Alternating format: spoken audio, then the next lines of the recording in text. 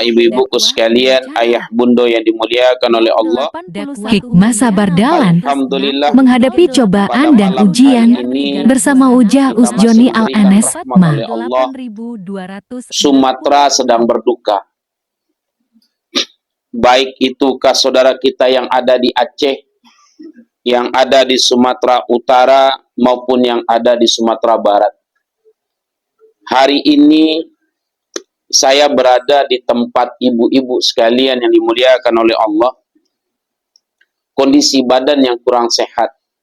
Karena 1 minggu terakhir ini saya terjun ke lapangan untuk membawa bantuan kepada saudara-saudara kita yang ada di Nanggalo, yang ada di Batu Busuk, yang ada di Lubuk Minturun.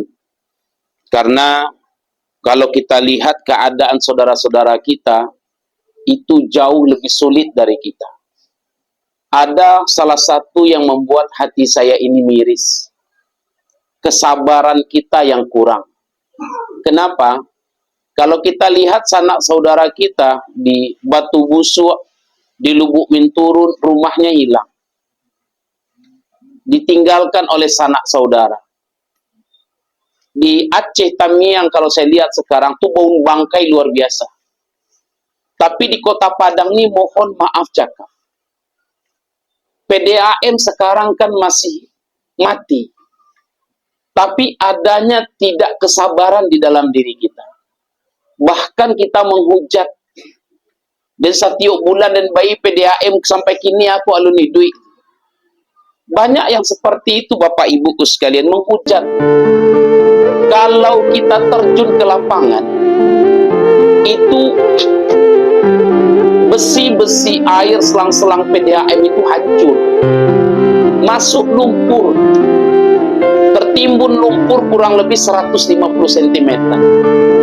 Orang-orang sekarang berkecikabu.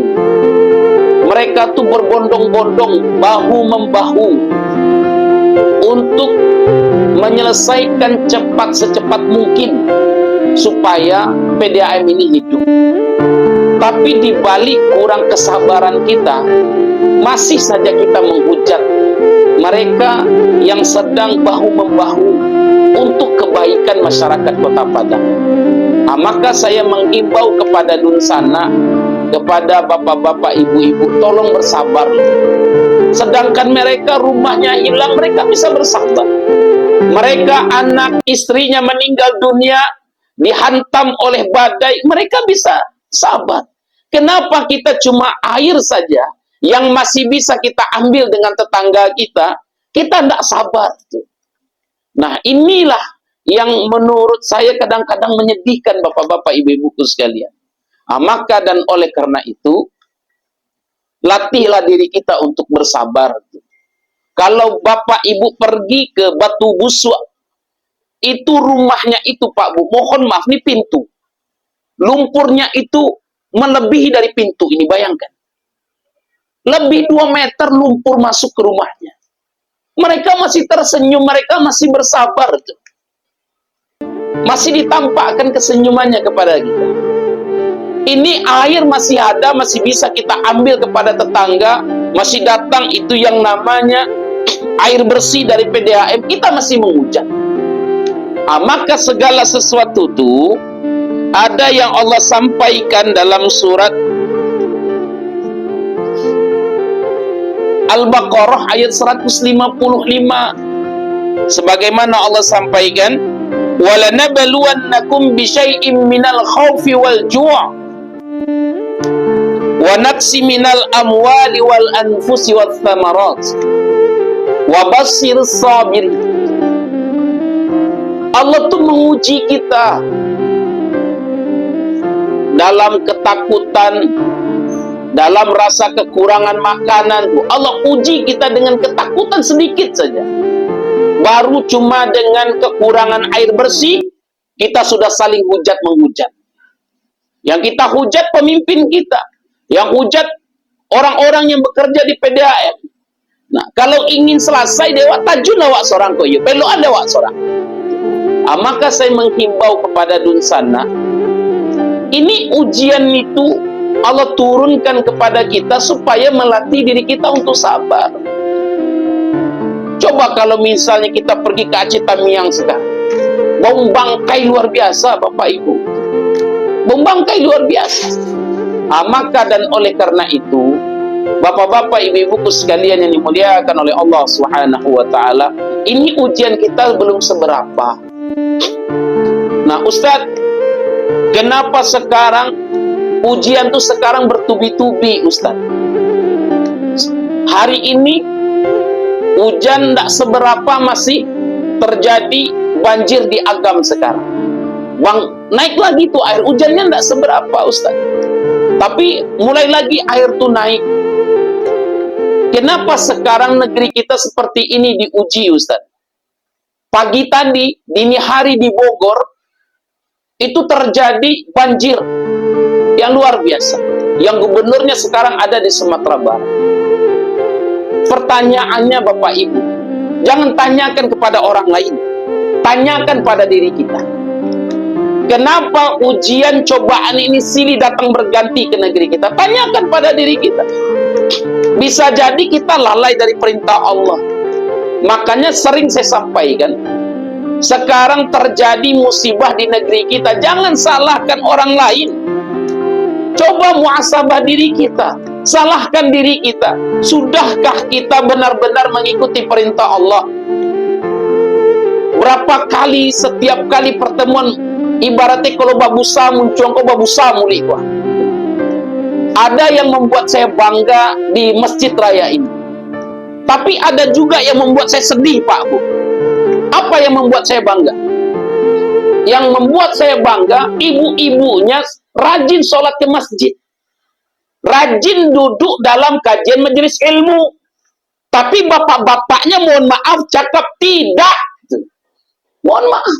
Jangan marah kalau saya sampaikan seperti ini. Jangan marah. Ataukah terjadi musibah kita salahkan orang lain? Coba salahkan diri kita. Karena kerusakan di muka bumi ini, walaupun kita tidak zolim pada orang lain, kalau kita zolim kepada rumah Allah, Allah datangkan tuh musibah. Apa maksud zolim ke rumah Allah? Rumah Allah ada kayak masjid, tapi tidak sholat ke masjid.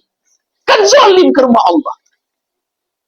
Mohon maaf cakap, jangan marah Pak Bu. Ini panggilan hati. Sekarang terjadi musibah. Ya Allah, musibah ini datang ke negeri ini. Ya Allah, apa dosa saya? Ya Allah, dosanya tidak sholat. Dosanya tidak mau sholat ke masjid. Ini mohon maaf cakap. Coba introspeksi diri kita masing-masing. Latih diri kita untuk selalu berbuat kebaikan. Maka seringkali saya menghimbau. Nah, ada yang membuat saya bangga saya mengisi kajian di sini, tapi ada juga yang membuat hati ini resah. Ini mohon maaf, mana abang kita yang kurang? Ada abang siapa namanya? Mohon maaf Pak Bu, dia tidak normal. Mohon maaf, jangan marah Pak. Dia tidak normal, tapi dia rajin ke masjid. Dia rajin sholat ke masjid. Di mata Allah tuh bukan orang yang IQ-nya tinggi. Di mata Allah tuh bukan orang yang normal. Tapi di mata Allah tuh orang yang rajin sujud. Bisa jadi di mata Allah kita ini tidak normal. Bisa jadi dia yang normal di mata Allah. Bisa jadi saja. Maka dan oleh karena itu saya mengimbau Pak Bu. Yuk sholatlah kita ke masjid. Ada kajian majelis ilmu, hadiri. Duduklah sejenak ya Allah. Duduklah sejenak. Kok mohon maaf tuh, jangan berang. Giliran dapet musibah di rumah awak, orang datang berbondong-bondong. Giliran nak datang orang ke rumah awak, ada yang ikut kunci kematian, aku nak tiba orang ke rumah dia. Ini mohon maaf. Ketika orang dapet musibah, dia tak pernah datang. Gilirannya dapat musibah, orang tidak datangnya berang. Ini mohon maaf. Ini yang banyak sekarang. Jangan marah. Ini dari hati saya bercakap. Maka ada ayat yang begitu indah, yang begitu cantik dalam Al-Quran. alladzina idza asabathum musibah qalu inna lillahi wa inna ilaihi raji'un. Maka segala sesuatu musibah itu datang dari Allah, akan kembali kepada Allah. Maka tingkatkanlah kesabaran kita, Bapak Ibu sekalian yang dimuliakan oleh Allah Subhanahu wa taala. Begitupun kebajikan itu bukan sholat saja. Bulan lalu saya sampaikan. Kebajikan itu bukan sholat saja, bukan sedekah saja. Kebajikan itu bukan haji saja, bukan umroh saja. Tapi kebajikan itu innalladzina amanu wa amilus shalihat, orang yang beriman, orang yang mengerjakan kebajikan, dia salah satu mendirikan sholat, tapi bukan sholat saja. Kebajikan itu bisa mengajak saudara-saudara kita beribadah ke rumah Allah. Saling mengingatkan. Dan kadang ibu-ibu pun nemu berang jombo, Pak. Bekician bundo, sebanyakku bundo datang ke masjid, nak ada laki nanti bos. Takut jando, saya satu gitu. Serius. Ajak suami kita sholat ke masjid. Yang lebih parah, ada lebih parah satu lagi. Karena saya menemukan, Pak Bu. Saya menemukan. Saya mengisi kajian subuh. Kan ada pemerintah, program unggulan namanya Smart Surau. Iya kan? Ada program pemerintah namanya Progul. Program unggulan Smart Surau. Mengembalikan anak awak ke surau, ke masjid, kamu sholat. Nah lebih parahnya apa? Nampak demo subuh-subuh, apa-apanya, ayahnya mantan anaknya sholat ke masjid, tapi apaknya nak sholat, apaknya pulang. Kalau ibu-ibu yang mantan sholat subuh ke masjid, masih bisa utak ambuku positif pikiran, oh mungkin ibuku datang bulan. Tapi kalau apa-apa yang mantan subuhnya balik pulang balik, baca utak ambuku positif pikirannya, mana ada apa-apa ke datang bulan.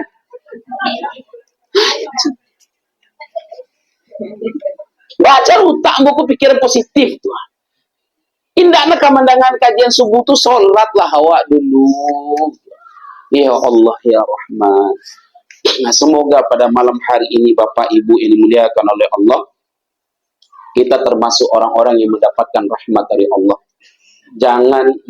Jangan jadikan cakap saya ini sesuatu penyakit, Pak. Cobalah introspeksi, muhasabah awak samu-samu. Cobalah muhasabah kita sama-sama. Jangan jadikan cakap tausiah saya pada malam hari ini penyakit. Jadi kicenku satu pamberang banana adong bo pamberang do. Tegas dalam menyampaikan kajian itu memang itu diharuskan, Pak. Kadang-kadang li tegas awak li nak pakai lingo aja. Apalagi nak tegas kita.